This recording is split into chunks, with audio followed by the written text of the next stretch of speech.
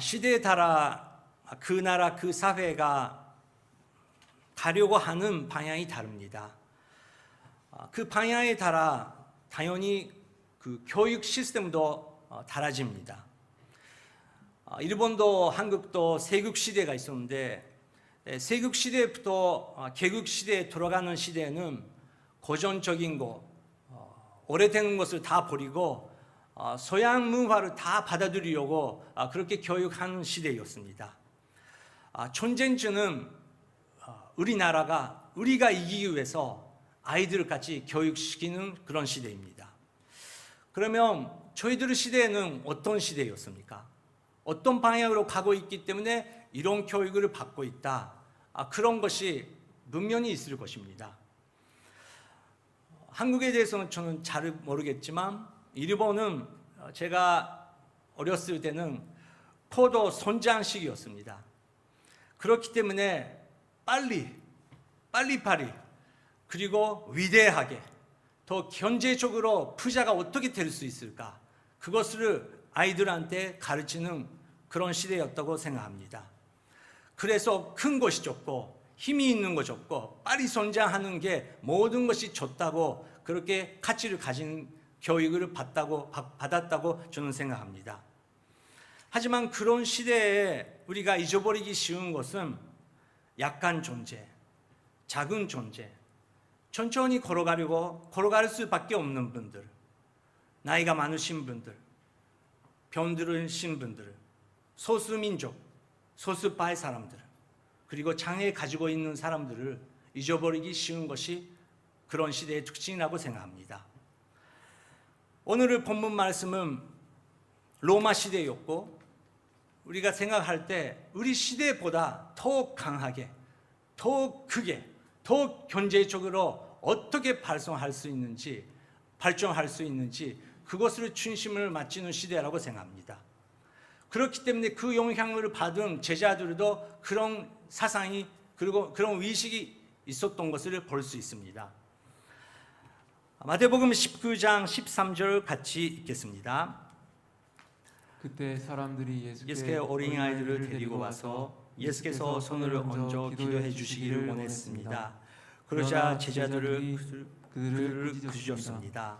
네, 어떤 부모들은 어린아이들을 예수님께 데려와서 예수님께 그 안수 기도를 해달라고 부탁하는 것입니다. 그런데 그 제자들은 그러자 제자들이 그들을 꾸짖었습니다.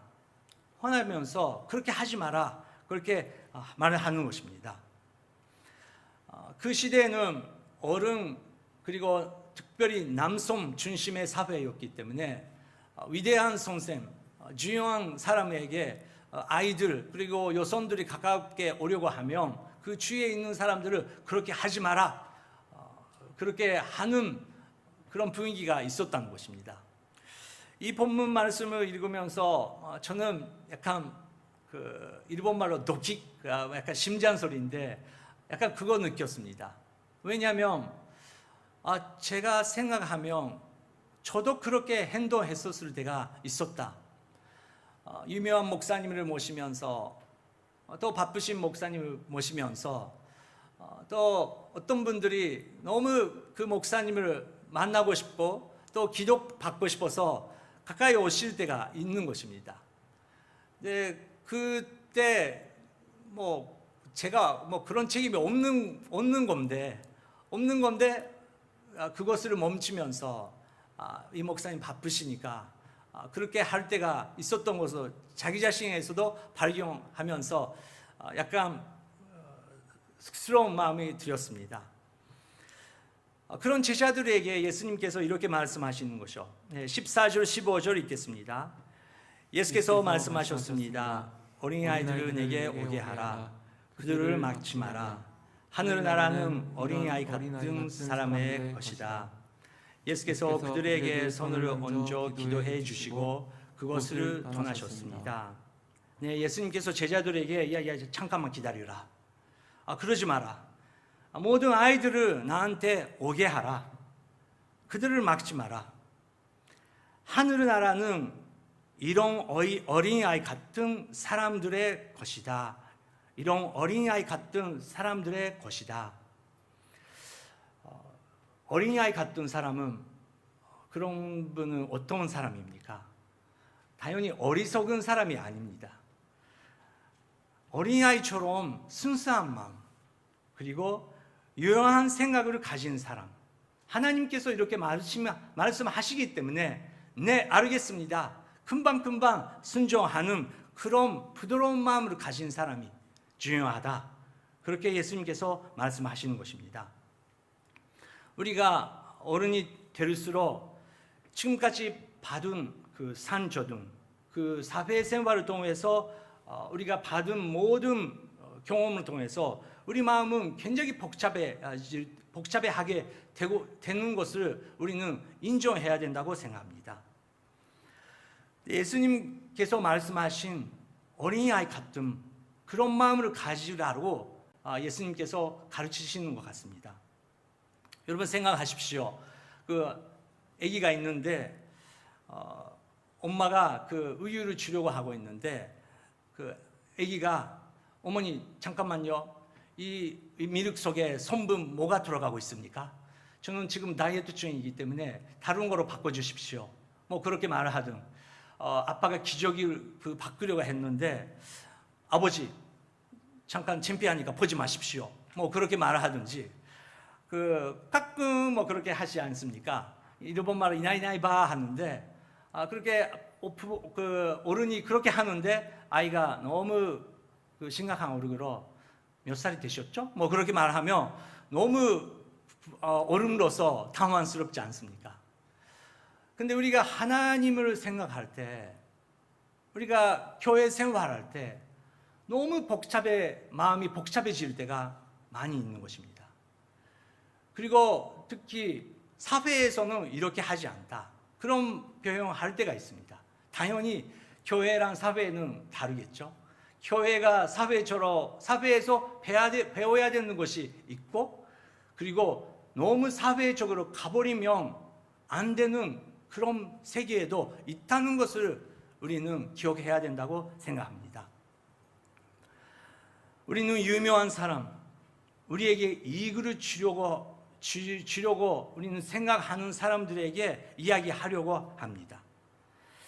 하지만 예수님께서 저희들에게 겸손하고 마음이 깨끗한 사람, 마음이 순수한 사람, 그런 믿음 사람이랑 우리는 더 사귀고 함께 기도해야 된다고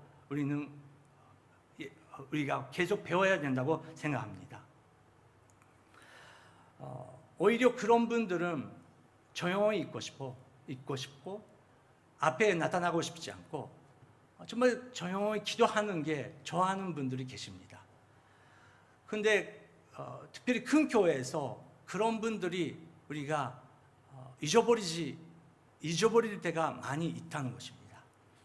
혹시 성도님 여러분께서 정말 그분은 앞에 한 번도 안 나타났지만 새벽 기도 때 정말 자리 지키시고 기도하시고 사람 없을 때 교회 앞에 청소하고 사람 없을 때 교회 의자를 청소하시는, 정말 사람 없을 때 정말 기도하시는 그런 분들을 혹시 여러분 아시면 그분과 함께 기도해 주시기 바랍니다.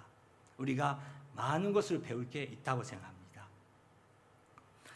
그 예수님의 대화를 들으면서 어떤 사람이 한 명이 예수님께 다가왔습니다. 16절 같이 읽겠습니다. 한 사람이 예수께 와서 물었습니다. 선생님, 제가 영생을 얻으려면 어떤 선한 일을 해야 합니까? 예수님께서 하늘나라에 들어갈 수 있다, 그 단어를 들으면서 다른 것을 듣지 않고 선생님, 제가 영생을 얻으려면 어떤 선한 일을 해야 합니까? 이렇게 말하면서 다가오는 것입니다. 그 질문을 받으시면서 예수님께서 이렇게 대답하십니다. 17절 읽겠습니다. 예수께서 대답하셨습니다. 왜 너는 선한 일을 내게 묻느냐? 선하신 분은 오직 한 분이시다. 내가 생명에 들어가려면 계명들을 지켜라. 예수님께서 먼저 대답하시면서 질문하셨습니다. 왜 너는 선한 일을 내게 묻느냐? 왜 그것을 물어보냐? 왜 그것을 하고 있냐? 왜라는 질문을 예수님께서 하셨습니다. 그것은 당신의 동기가 뭐냐? 당신의 마음속에 있는 것이 그 핵심이 도대체 뭐냐? 왜 나한테 너는 선한 일을 내게 묻느냐? 그렇게 질문하시는 것입니다. 여러분, 우리 코로나 시대 때 멈췄습니다. 멈추고 작년에부터 우리가 예배당에 자유스럽게 모일 수 없게 됐고, 또 페로십 이렇게 나눔도 쉽게 할 수 없는 상황이 됐습니다. 근데 작년에부터 저에게 하나님께서, 성령님께서 다시 한번 기본으로 돌아가면서 왜 교회에 모이고 있냐? 왜 주일마다 예배를 드리고 있냐? 왜 성경을 믿을 수 있어? 왜? 왜?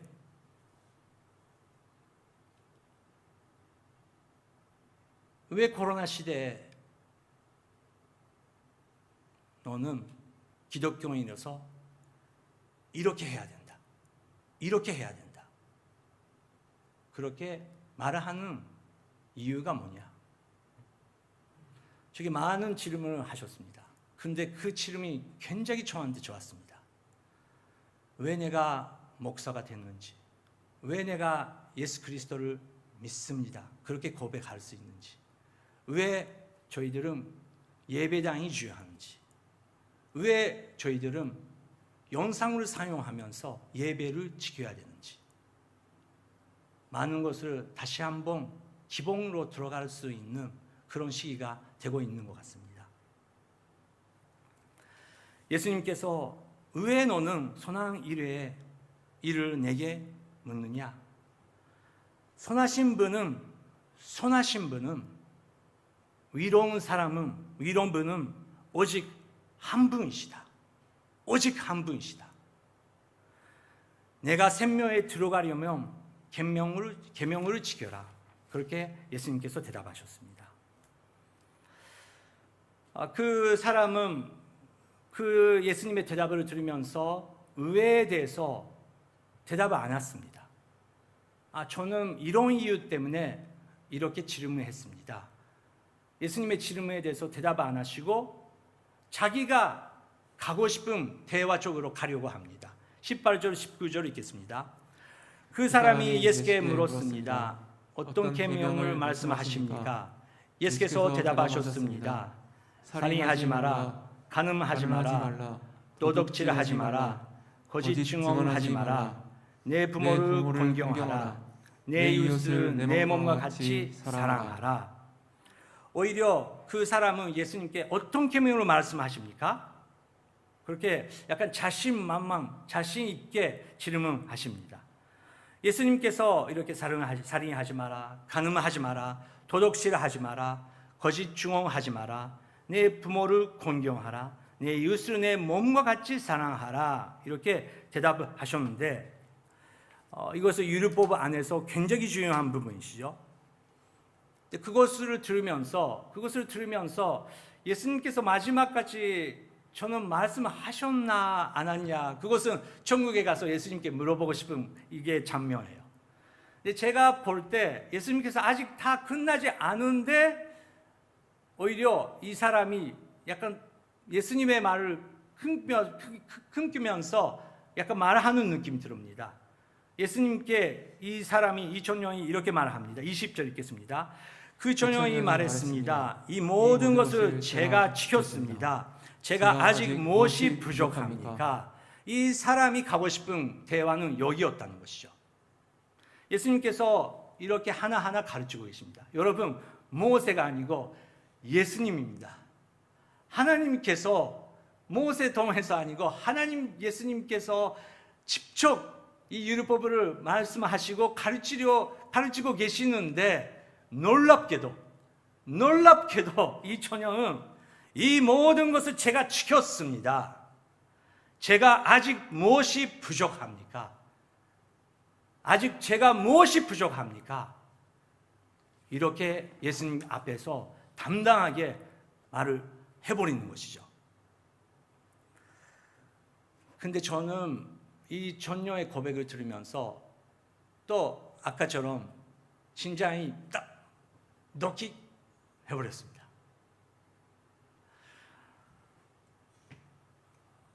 항상 아니지만 은혜를 너무 받았고 또 저희들이 잘 준비 열심히 하면서 어떤 사역이 잘 끝나고 단기 선교가 잘 끝나고 또 어떤 집회가 잘 끝나면 약간 이런 교만한 마음이 생길 때가 있다는 것입니다. 우리가 해냈네. 다 성도님의 은혜인데 봉사를 끝나고 하면서 잘 되고 또 칭찬받고 목사님 은혜 받았습니다. 그게 그냥 인사인지 알으면서도 약간 마음이 자기 생각이 하나님 생각이 아니고 내가 중심이 돼버리고 야 내가 잘했네. 그럴 때가 있다는 것을 저는 이 처녀의 고백을 들으면서 깨닫게 되었습니다. 이렇게 열심히 하고 있는데 이렇게 많이 해왔는데 이것도 하고 있고 이것도 해왔고 아직 어떤 것이 부족한 것이 있습니까? 약간 그런 숨어있는 마음이 있다는 것이 없습니다. 예수님께서 그 처녀의 고백을 들으면서 이렇게 말씀하십니다. 예수께서 대답하셨습니다. 만일 내가 완전하게 하시고자 한다면 가서 내 재산을 팔아 그 돈으로 가난한 사람들에게 주어라. 그러면 내가 하늘에서 보물을 얻을 것이다. 그리고 와서 나를 따라라. 예수님께서 그 처녀의 마음을 기쁜 것을 알고 계셨던 것입니다. 왜 이 처녀는 일부러 그런 질문을 하고 있는지 예수님께서 당연히 알고 계셨던 것입니다. 제자들이랑 똑같이 그런 마음이라면 어린아이 같은 마음이 아니고 내가 이렇게 열심히 하고 있고 나는 작년에 같이 이렇게 해왔고 나는 선교사로 나는 목사로서 나는 순장으로서 나는 장로로서 집사로서 나는 기독교인으로서 이렇게 해왔습니다. 그게 자랑으로 바꿀 때가 있다는 것입니다. 특별히 은혜를 많이 받았을 때 굉장히 우리는 마음을 조심해야 됩니다. 다스려야 됩니다. 교회에서 은혜를 많이 받고 나서 집에 돌아가서 약간 집에 있는 자기가 게으르다고 생각을 볼 수 있는 사람을 비판하고 그렇게 가정 안에서 다툼이 일어나는 때가 많이 있지 않습니까?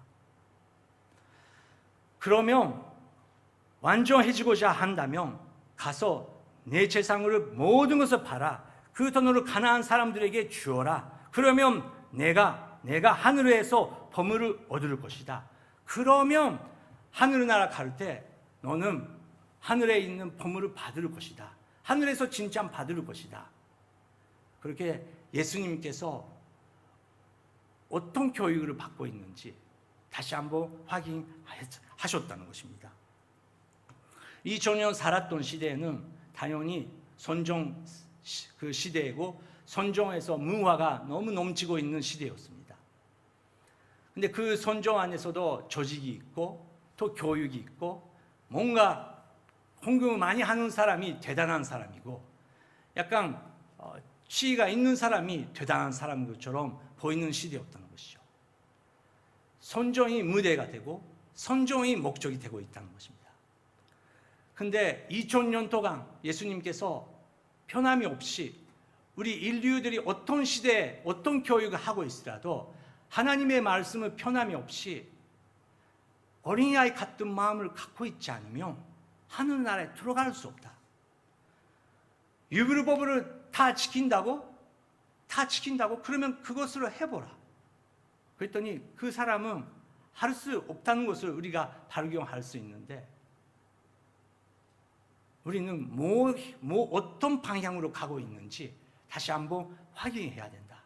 정말 하늘의 나라 갈 때 하늘에 계신 아버지께서 진창으로 받고 싶어? 하늘에 계신 아버지께서 정말 영생을 얻으려고 지금 교회 생활을 하고 있냐 안 하냐, 그것을 예수님께서 조용히 물어보고 계시는 것입니다. 이 말씀을 듣고 천령을 알았습니다. 예수님 가르쳐 주십시오. 나를 위해서 기도해 주십시오. 그렇게 고백을 했습니까? 22절 읽겠습니다. 그러나 그 천령은 이 말을 듣고 슬픔에 잠겨 들어가셨습니다. 그는 굉장히 부자였기 때문이다. 그는 굉장한 부자였기 때문이다. 이 천령, 이 사람의 가치관은 말로 어떤 것을 해도 예수님께서 다 알고 계셨다는 것입니다. 이 세상의 결국은 돈, 지위, 그것이 이 사람의 가치였다는 것입니다. 여러분, 예수님 바로 앞에입니다. 예수님의 앞에 있는 사람조차 예수님을 토나를 수 있다는 것을 우리가 발견해야 된다는 것입니다. 우리 오늘은 말씀을 통해서 매일매일 큐티를 하고 있습니다. 근데 큐티는 뭘 위해서 해야 됩니까? 매일매일 성령님께서 우리에게 말씀하시려고 하는 말씀을 있다는 것입니다. 그것을 얻고 맞아, 내 방향은 아직 세상의 방향이었다. 내 생각은 종교 조직을 만들기 위한 그런 생각이었다. 정말 하늘 나라에 갔을 때 하나님께서 너는 정말 잘했다. 너는 나의 교회를, 안 보이는 교회를 정말 지켜줬다. 그 칭찬으로 받고 싶어서 우리가 행동하고 있는지 안 하고 있는지 그것을 매일매일 우리가 확인해야 된다는 것입니다. 종교 열심히 하며 도덕, 유리감, 그것이 먼저 오면 거기서는 하늘의 나라는 없다는 것입니다. 하늘나라 있는 것처럼 우리가 말을 할 수 있지만 예수님께서 바라볼 때 그것이 아니다. 그렇게 말씀하실 때가 있다는 것입니다. 그리고 그 천년 가고 나서 안타까운 마음으로 예수님께서 제자들에게 중요한 질문을 하십니다. 중요한 가르침을 하십니다. 23절 읽겠습니다. 23, 24 읽겠습니다. 그때 예수께서 제자들에게 말씀하셨습니다. 내가 진실로 너희에게 말한다. 부자는 하늘나라에 들어가기가 어렵다. 다시 내가 너희에게 말한다. 낙타가 바늘 귀에 들어가는 것이 부자가 하늘나라에 들어가는 것보다 쉽다. 그 시대에도, 이 시대에도 돈, 경제력, 지위, 그것이 굉장한 가치관으로서 교육을 받았던 시대였다는 것입니다. 그래서 그 가치를 가지고 있는 사람들은 하늘나라에 들어가기가 굉장히 어렵다.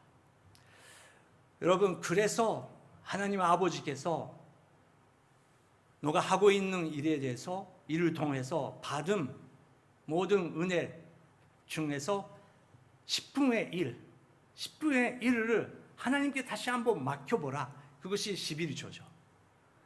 근데 그게 여러분 교회에 의용하기 위해서 아닙니다. 당연히 그것을 사용하면서 교회를 의용합니다. 선교 활동을 합니다.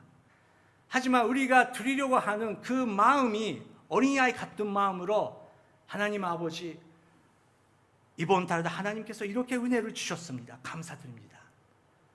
10분의 1을 하나님께 맡기겠습니다. 왜냐고요? 모든 것을 하나님께서 주시는 거에 증거입니다. 우리의 가치는 여기에 있지 않습니다. 그것을 고백하는 것입니다. 그래서 그것도 예배, 중요한 예배입니다. 예수님께서 다시 내가 너희에게 말한다. 낙타가 바늘 귀에 들어가는 것이 부자가 하늘나라에서 들어가는 것보다 쉽다. 여러분, 그러면 낙타가 바늘 귀에 들어가는 것을 본 적이 있으십니까? 저는 없습니다. 근데 부자가 하늘나라에 들어가는 것이 그것보다 정말 어렵다. 낙타가 들어가는 게 오히려 쉽다. 그렇게 말씀하시는 것입니다. 이 이유를 확실히 이해하지 않고 제자들은 또 질문합니다. 읽겠습니다. 제자들은 이 말씀을 듣고 매우 놀라 물었습니다. 그러면 도대체 누가 구원을 얻겠습니까? 도대체 누가 구원을 얻겠습니까?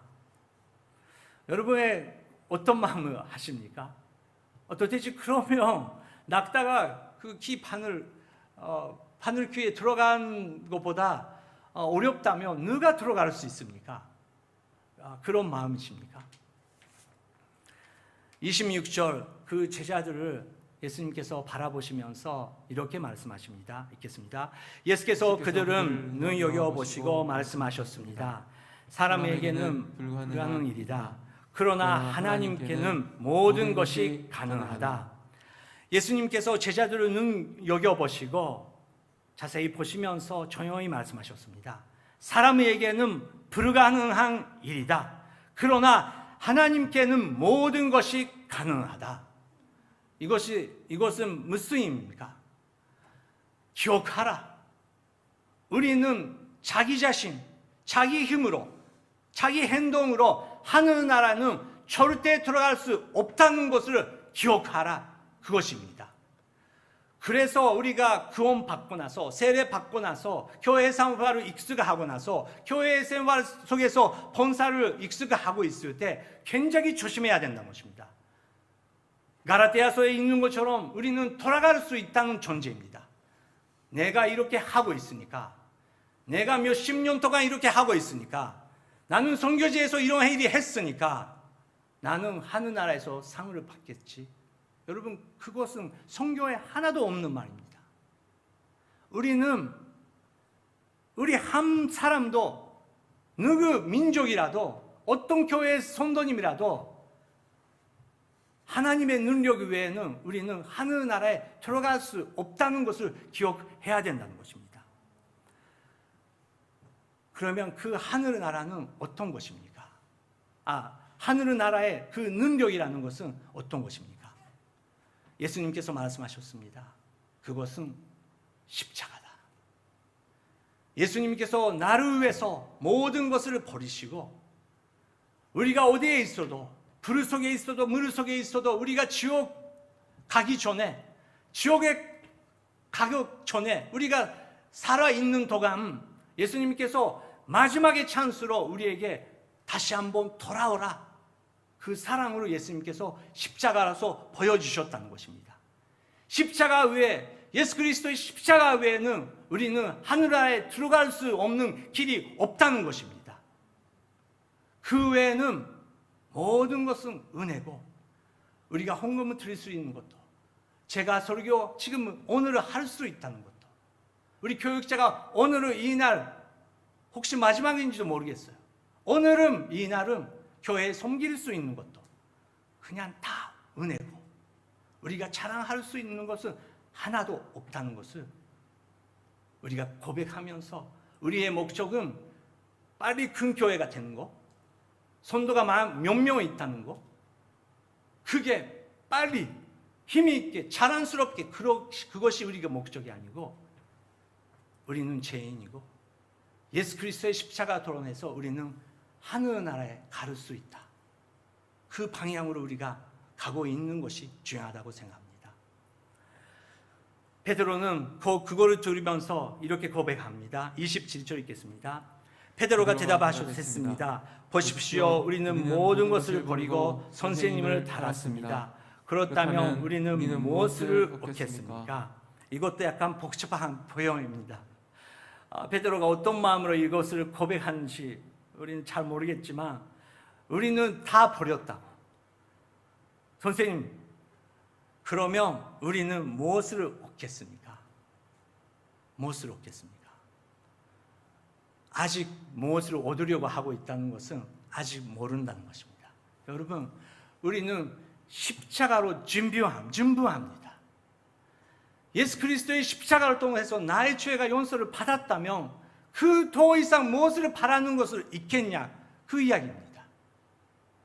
그것으로 충분합니다. 그것을 가지면서 예수님께 은혜를 주시면서 달아갈 수 있으면 한 걸음 한 걸음 조용히 예수님께 달아가겠습니다. 더 이상 저는 바라보는 것이 없습니다. 그래서 예수님께서 우리가 바라봐야 되는 방향을 요한계시록에서 나타나는 그 방향을 제자들에게 말씀하십니다. 28절 읽겠습니다. 예수님께서 그들에게 말씀하셨습니다. 내가 진실로 너희에게 말한다. 새 세상에서 인자가 자기의 영광스러운 보좌에 앉게 되면 나를 다른 너희는 요르트 보좌에 앉아 이스라엘의 요르트 지파를 심판할 것이다. 이것은 하늘의 비전이죠. 이때 제자들은 이것을 이해할 수 있었던지 없었던지 저는 모르겠습니다. 요한계시록에 나타나는 요르트의 보좌, 그리고 장로들, 그리고 네 마리의 그 동물들, 하나님 앞에 모든 것을 버리면서 예배 드리고 있는 그 모습을 예수님께서 보여주고 계시는 것입니다. 예수님께서 다시 한번 우리의 목적은 이 세상에 없다. 어떤 사람은 이 세상에서 경제적으로 부유하게 될 때가 있고, 또 어떤 신실한 사람조차 이 세상에서 경제적으로 어려운 사람들도 있다. 또 반면으로서 하나님을 믿지 아니라도 이 세상에서 부자가 되는 사람이 있고, 하나님을 믿지 아니라도 이 세상에서 경제적으로 어려운 사람이 있는 걸 보라. 우리 방향은, 우리의 목적은 그것이 아니다. 우리 방향은 요한계시록에도 나타나는 그 예배 자리다. 그 예배 자리다. 예배가 무엇인가? 예배는 어떻게 우리에게 허락을 받을 수 있는가?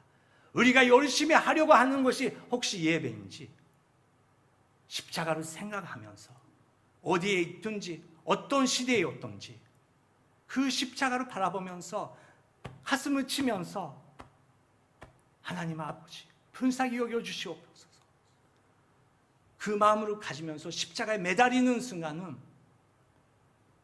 하늘나라에서 그것이 예배, 진심으로 하나님께서 드리는 거룩한 예물이 거기에 있기 때문에 하나님께서 그것을 받으신다는 것입니다. 예수님께서 마지막에 이렇게 말씀하십니다. 29절 30절 읽겠습니다.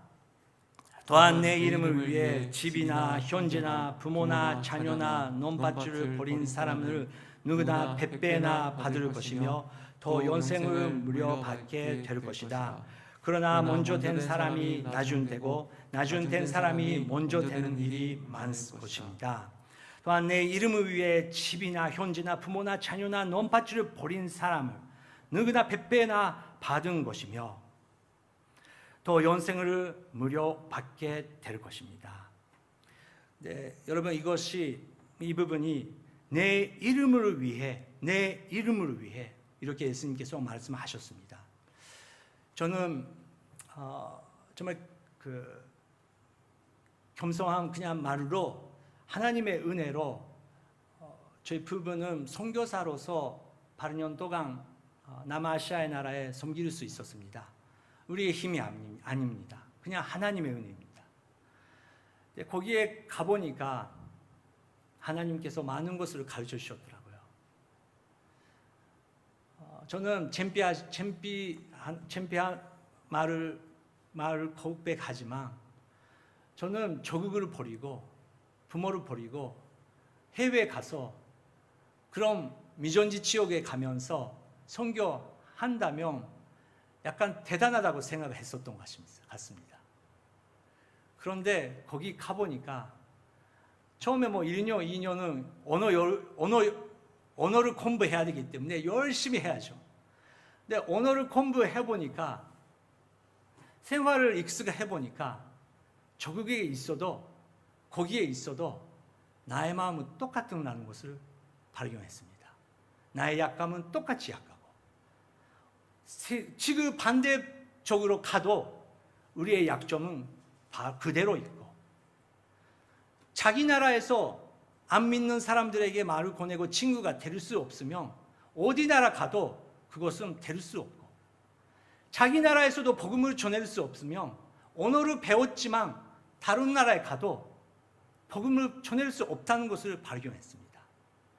장소는 상관없다는 것입니다. 마키토, 너 무엇 위해서 여기까지 왔냐? 예수님의 이름을 하고 생각을 했었지만 결국은 나의 이름이 위했던 것입니다. 자기 이름이 위해서, 자기 면성을 위해서, 자기 자신을 위해서 모든 거 버려도 결국은 예수 그리스도의 사랑이 없으면 그것은 모든 것은 가치가 없다고 사도 바울이 말했던 것처럼 선교지에 가는 사람도 있고 여기에 있는 사람도 있고 그것이 상관없이 누구를 위해서 살고 있냐, 그것을 질문하고 계시는 예수님이십니다. 그래서 30절, 먼저 된 사람이 나중 되고 나중 된 사람이 먼저 되는 일이 많이 있다는 것을 예수님께서 말씀하셨습니다. 정말 그렇습니다. 저는 목사가 됐습니다. 선교사 생활도 했습니다. 그런데 선교지에서 어떤 현진이 처음으로 기도하는데, 처음으로 저랑 같이 기도하는데 심장 멈추려고 하는 그런 경험했습니다. 내가 유창하게 익숙된 기도보다 그 사람의 기도는 순수하고 신실하고 예수님라는 그 부르는 그것부터 이 사람이 먼저 갔구나, 그런 경험을 많이 했습니다.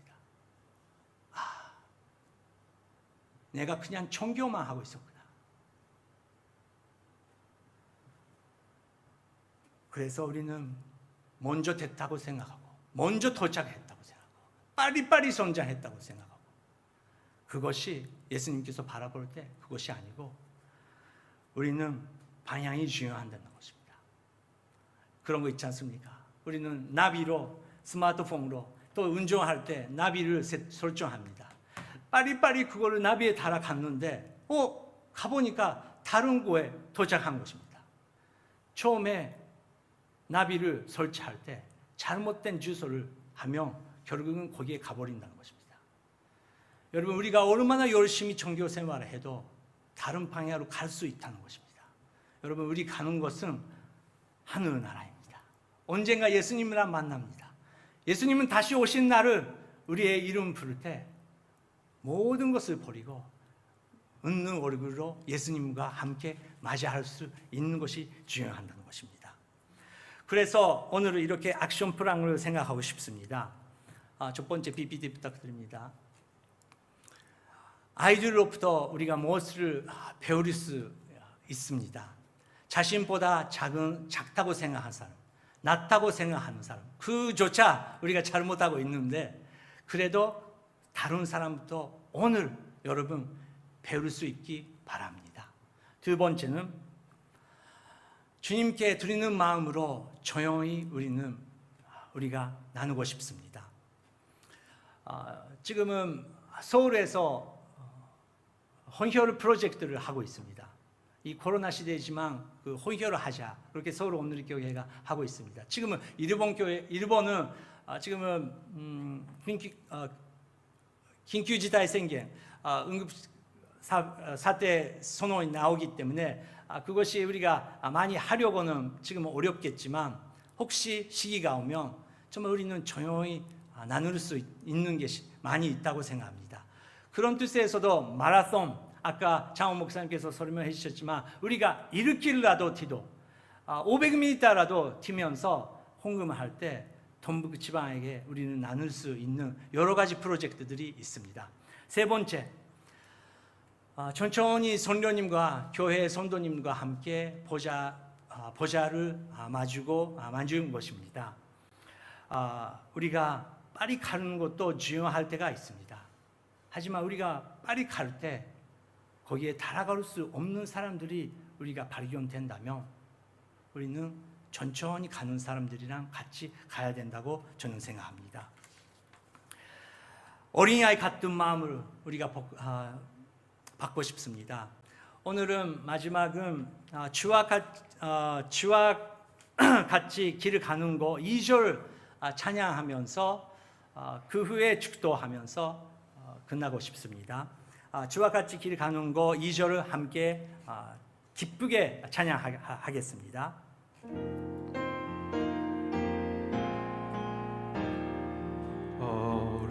어린아이 같은 우리 미련하고 약하나 주의 손에 이끌리어 생명길로 가겠네. 한 걸음 한 걸음 주 예수와 함께 날마다 다시 한번 2절 부르겠습니다. 다 일어나서 찬양하겠습니다. 어린아이 같은 우리 미련하고 약하나 주의 손에 이끌리어 생명길로 가겠네. 한 걸음 한 걸음 주 예수와 함께 날마다 우리 걸어가리. 한 걸음 한 걸음 주 예수와 함께 날마다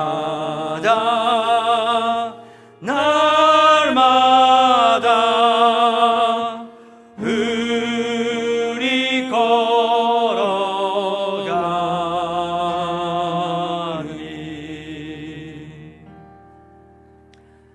축도하겠습니다. 하나님 아버지, 오늘 한국은 서로를 다 가족 다 함께 우리가 모일 수 없지만 예수님과 함께 이 새해를 맞이하면서 올해 주님과 함께 걸어가겠습니다. 주님, 약하고 작가고 천천히 밖에 갈 수 없지만 예수님, 저랑 함께 하십시오. 그렇게 기도하시는 모든 분들에게 주님께서 축복을 허락하여 주시옵소서.